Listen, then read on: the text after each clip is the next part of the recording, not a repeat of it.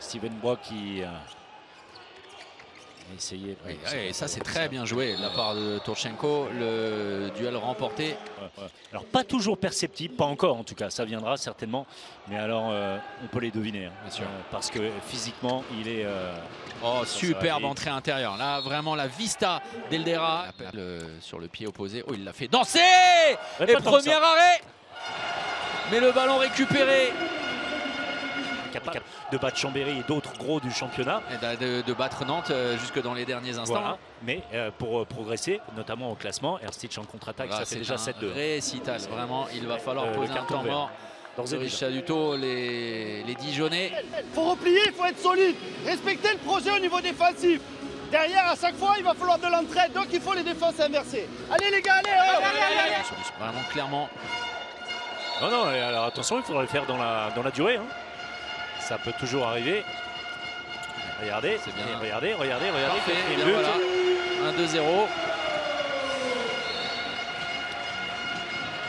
Par Péco, tout se passe en famille à Dijon. Oh, et nouveau ballon perdu. Le 3-0 peut-être pour permettre de relancer la machine. Et bien voilà, 3 énormes erreurs au sortir du temps mort, de la déconcentration.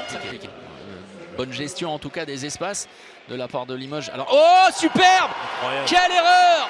Incroyable. Et derrière, l'arrêt de Dino Slavic. Turchenko, la sortie et derrière, mais bien voilà, sur une simple sortie, François-Xavier de Bastien Kermouche. Et derrière, et bien voilà, comment Dijon prend les devants. Heureusement pour les Dijonnais. Et belle passe, très belle passe. Une passe sautée de Linière pour Pasquet. Et Dijon reprend l'avantage. Lors desquels, on vous le rappelle, Limoges avait pris un avantage conséquent, hein, 7-2 avant le temps mort de Richard Duto. Et ensuite, le match a totalement changé de physionomie. Dijon ayant même mené dans cette première période. Le numéro magnifique. Troisième but pour Pasquet. Beau mouvement, belle passe, belle finition.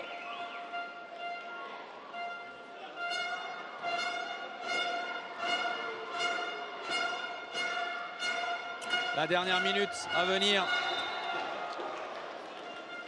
Ne vous perdez pas, hein, Thomas. Non.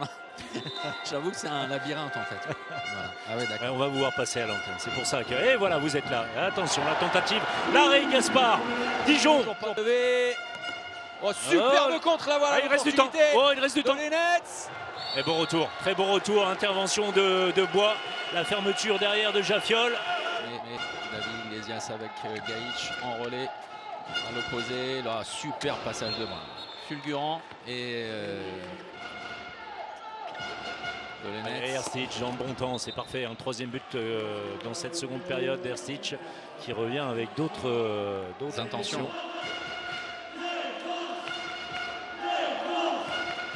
Eldera, Erstich, on passe avec l'Égyptien. C'est compliqué ce ballon. Quel remarquable tir de la part d'Ogando. Mais... Eldera qui pousse fort, Turchenko, c'est difficile, dans un angle presque impossible. Très bonne seconde période de Maxime Ogando. Surtout sur 2 tirs difficiles, hein. Vraiment son premier but l'était tout autant. Celui-là encore plus sans doute. Ça va faire beaucoup de bien aux Limougeaux de reprendre 4 buts d'avance à 10 minutes du terme. Berkous. Surtout ce qui est inquiétant sans doute peut-être pour les Dijonnais, c'est qu'il n'y a pas cette envie de tout renverser. Steven Bois. Oh, quelle lucarne trouvée! Et bien voilà, peut-être pour allumer la mèche. Oui. Oh, avec de la chance et Turchenko en puissance. Qui fait peut-être de manière décisive et définitive la différence.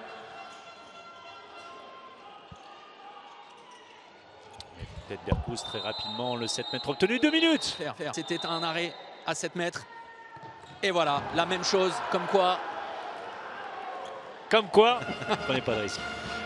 Gauthier y va, le phénomène sur cette fin de partie. Gauthier y va, battu avec le sourire Et on va en rester là. Le succès de Limoges mérité. 34-30. Il manquait trop de choses une nouvelle fois côté Dijonais malgré du courage. Mais Limoges était trop fort, trop concentré, trop concerné. Ambitieux dans le jeu, départ canon. La même chose au retour des vestiaires. Et ça n'est que la deuxième fois depuis le début de la saison que Limoges enchaîne une deuxième victoire consécutive en championnat. Voilà, on n'a jamais réussi à vraiment prendre le match en main, verser la dynamique. Puis voilà, Limoges, ils ont eu l'expérience derrière. On sait que c'est difficile, donc voilà, c'est rageant parce qu'à domicile, on avait envie de faire quelque chose parce que voilà, on connaît notre situation et c'est important de prendre des points maintenant.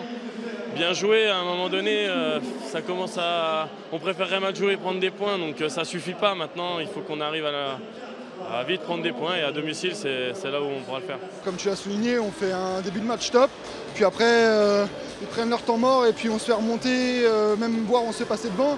On n'arrive plus à jouer, leur défense était très agressive. On avait mis des choses en place qu'on n'a pas réussi à répondre, on va dire, tactiquement. On n'a pas réussi à le faire en première mi-temps, en deuxième mi-temps, voilà. Le coach a mis les points sur l'I et le bar sur l'été, si je peux me permettre. Mais, et après, en deuxième, voilà, on a eu un Dino qui fait un super match aussi, encore une fois. Et en attaque, on a réussi à trouver des solutions. C'était un match piège. Dijon a très bien joué, félicitations à eux d'ailleurs.